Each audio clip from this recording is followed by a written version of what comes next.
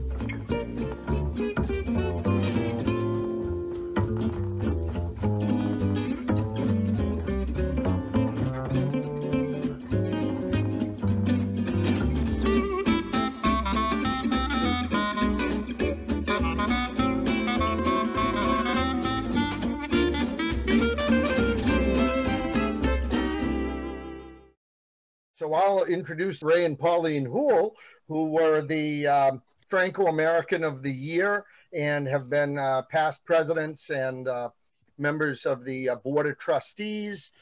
We also have a founding member of the organization, Dick Charpentier, who's still with us even after years, with his lovely wife, Pauline, who's jumped on board.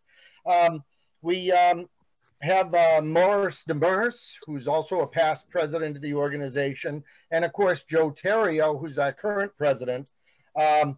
We also have some members of our board of trustees that are with us. Tim Beaulieu, the founder of the New Hampshire Poutine Fest, also accompanied by some members of his family, who we heard from earlier. Joanne Belanger, who's our vice president of the board this year. Jesse Martineau, Kate Harrington, and Henri Vaillancourt, also members of the Board of Trustees. So it's a wonderful group that we managed to bring together here this evening. At this point, I think it would be a great idea for us to hear a little bit from the founder, one of the founding members of the Franco-American Centre, and that is Ovide Lamontagne. Well, good evening, and thank you for welcoming me and inviting me to share some reflections about the founding of the Franco-American Centre on this 30th anniversary of the establishment of the Franco-American Centre, Centre de Franco-Américain. My name is Ovide Lamontagne, and I'm the founding president of the Franco-American Centre. And I'd like to tell a little story about how the Franco-American Centre was founded. And I would say it's a merger between vision and necessity. And the reason I say that is because of one person. His name is Eugène Lemieux. Jean Lemieux was the president of the Association Canado-Américaine back in the late 80s and into the 90s. And Jean Lemieux was quite a man. He was very visionary and creative in a lot of ways. I don't know how I first met Jean, but I think it was through my father, who was chairman of the board of St. Mary's Bank, and Jean also served as a director of the board of directors at St. Mary's. In any event, I recall walking out of my law firm at Divine Millimet in 1989 or early 1990 as a 32-year-old young lawyer. And as I'm walking out on Chestnut Street from the firm, I see Jean Lemieux walking down the street going to lunch with someone else from the ACA. And Jean called out to me. He said, "Ovide, do you have a minute?" And I said, "Sure." So I crossed the street. And Jean said, "I have an idea about something to do with the ACA. Can you come to my office and visit with me?" And I said, "Sure, I can." So the next few days, we scheduled a meeting. I went to see Jean in his office on 52 Concord Street, which was the ACA building. It had been the ACA building for many years. In fact, the ACA was one of the only domestic fraternal benefit insurance society based in New Hampshire under the jurisdiction and regulation of the New Hampshire Insurance Department. And the ACA was having some financial challenges, Jean shared with me. He said that the building had been in the ACA asset base for so long that it was fully depreciated. And the ACA needed more reserves in order to sell more insurance. So he said he had this idea. And the idea was to sell the ACA building to a not-for-profit organization and then lease it back for a period of 15 years, a minimum of 15 years, in such a way that the rental payments would be fair market value, would be able to cover the debt service of the loan used by the not-for-profit organization to continue to service that loan and then to have some money to operate. And he said he wanted a not-for-profit organization that would promote the Franco-American culture, that would also preserve some of the historical artifacts at the ACA. The ACA had in its possession a number of fine artworks from a number of artists, some really rare books, and a lot of other items. And that was his vision. And it was motivated by necessity. Necessity was to generate some cash to help the operations of the ACA, particularly to build up its cash reserves. So I set out to work with Jean and a number of people to form a not-for-profit organization called the Franco-American Centre, which was filed on November 20th of 1990. And what I'd like to do is share the screen here, if you give me a minute, to show you what the Articles of Agreement looked like when this was formed. And the ACA was a brand new corporation, had no prior iteration, if you will. And give me a second here. I'm going to continue to do this to try to minimize my screen and get to here. And I'm hoping you can see these Articles of Agreement. Again, filed on November 20th, 1990, as you can see in the upper right-hand corner. And what's important about this document isn't what it's said in here, I think, it's who signed it.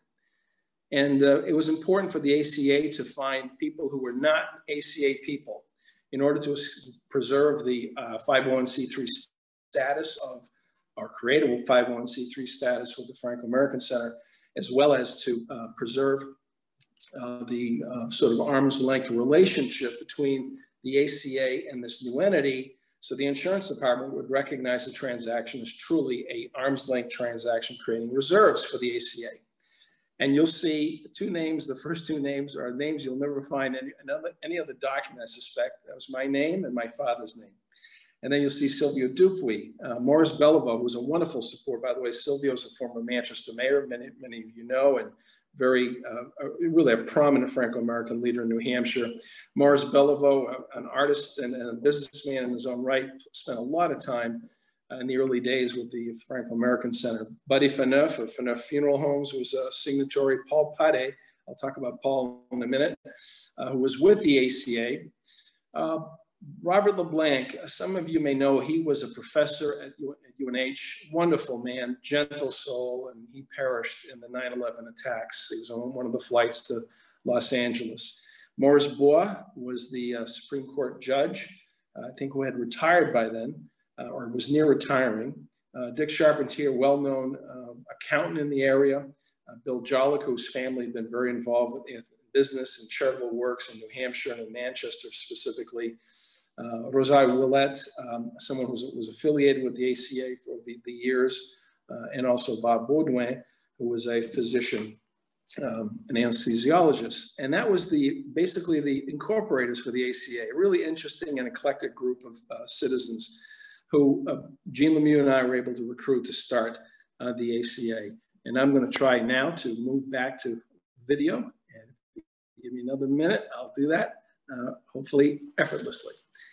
So the ACA was formed, and on December 20th, 1990, the transaction, which was the sale of the real estate, the 52 Concord Street property, which had served as the home of the ACA for so many generations, was transferred. In other words, a closing occurred, title was transferred to the Franco-American Centre. And then the Franco-American Centre board was established and created around that time as well, with the founding of the corporation. And we started meeting. And I remember distinctly that Jean Lemieux had the sense that the Franco-American Centre was going to be some sort of a holding organization, not do a lot. Although he wanted it to do much, but I don't think he knew what he had created, because we started taking a lot of initiative on our own. Aurora Eaton was, I think, our first executive director. She had great vision too for what we can do to try to preserve and promote the French Canadian and Franco-American culture. And this is where Paul Pade comes in. Paul was working at the ACA, very much strongly involved with the promotion of the French language and culture as part of the ACA's mission. The ACA, by the way, as a fraternal benefit insurance society, was tax exempt and had a charitable purpose, which was, again, really the Franco-American history. Paul made it very clear at the beginning, from the very beginning, that this Franco-American Centre was not limited to French-Canadian heritage. He wanted the Franco-American Centre to be an umbrella organization for all Francophiles in the area. People who knew, and he was really quite clairvoyant, because this was prior to the immigration to Manchester of a lot of peoples from around the world and French-speaking countries that we have seen since the late 90s into the present day. And so the Franco-American Centre really adopted that vision that this was about not just French-Canadian history, even though we were probably the driving force about it, but we wanted to welcome all Francophiles, people from France who had immigrated to the United States, again, people from other French-speaking countries, and Anglophones who wanted to become French speakers. So we started programming and we started activities. And I told Jean very clearly on, I couldn't wait for the day that we would pay that mortgage off and we would take control of the building entirely, and we'd force the ACA to relocate somewhere else. I said that with a gleam in my eye because although I meant it, I knew it would happen only over time. And so, the Franco-American Centre over the years has had its challenges. It's had its opportunities too. but I think it's a very important part of our cultural fabric in Manchester and in the state of New Hampshire and frankly, the region.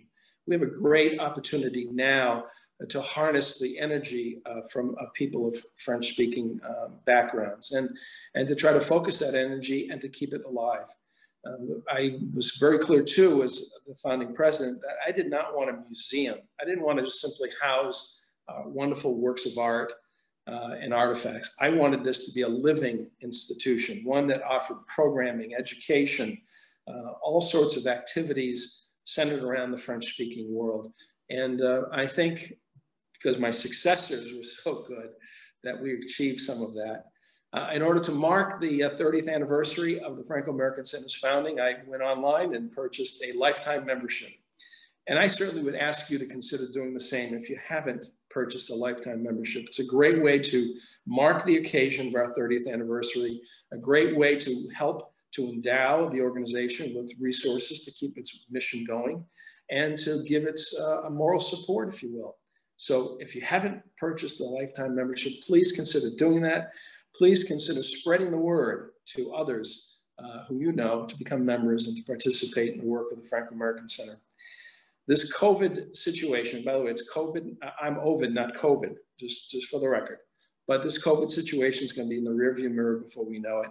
And then we'll have a chance again to meet and celebrate, to live the French history.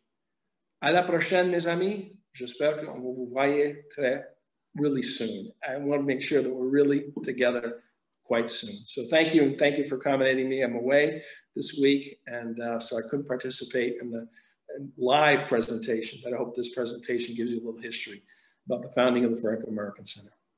À la prochaine. Great words from Ovide Lamontagne, and really tie us together as far as an organization. Many of us were not involved at the inception of the organization, but I think we can still see that 30 years on, we're continuing to stay with that vision and move forward. At this point, to tell us a little bit about the way the organization is moving on is our current president, Joe Theriault.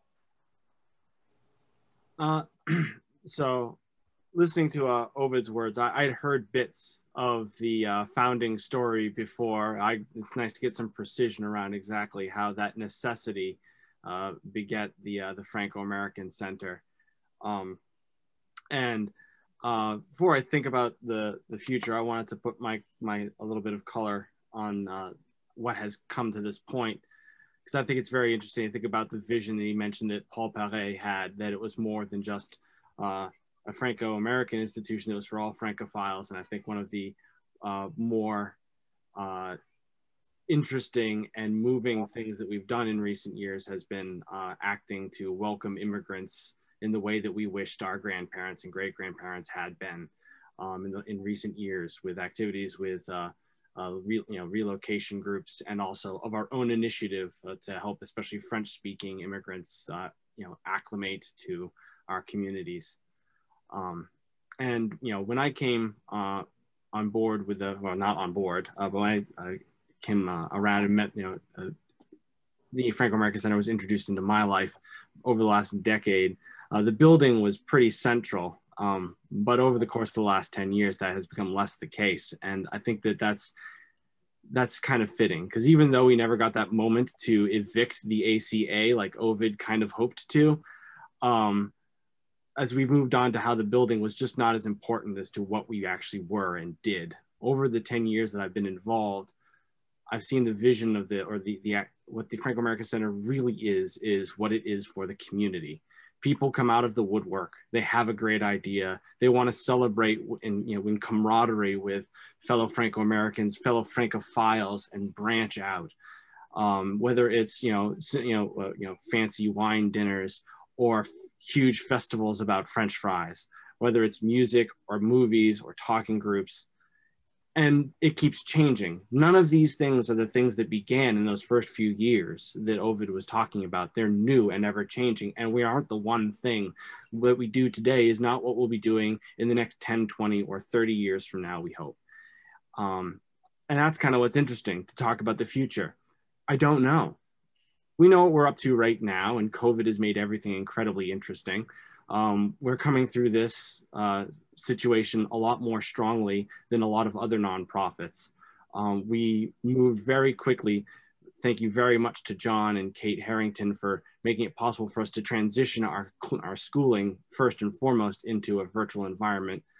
But that's just today. What goes on in the next few years is going to be what new people we bring on board, the people we're getting interested through things like Puts and Fest, the people who have their interest in their heritage activated through other parts of the community like Jesse's podcast, and they look for other ways to reach out, and they discover us, and they find out that we are a vehicle for their creativity to express their French identity. And that's what I think we have been, the truest vision we've been all along, and what we continue to be. So I don't know what the future holds, especially sitting in 2020.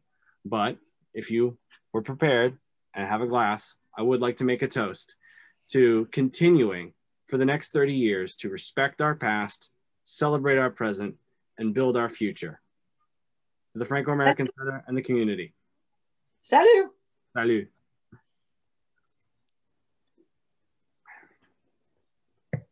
C'est bon. Thank you, Joe.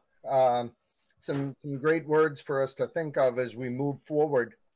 Ovide had mentioned in his presentation about the lifetime membership.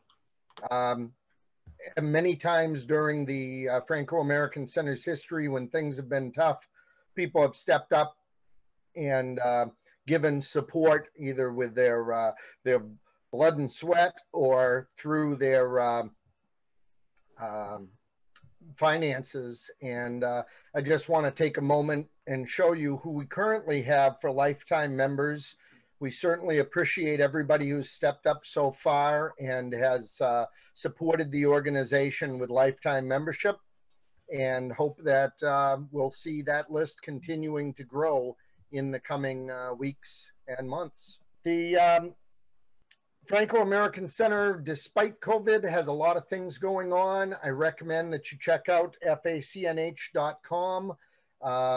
Keep an eye on it. We have a page that just went up this week for gifts. So if you're looking to buy a French themed gift, whether it's an article of apparel from the FAC General Store, or whether it's maybe a book from one of our friends that writes books. Janice Hennessy has some great books there for little children. We have David Vermette and Robert Perrault that have some opportunities there with books. Also with music, our friends Joe Delot, Lucie Theriault, and perhaps some of you have heard about Josee Vachon. All of those works you can check out on our website.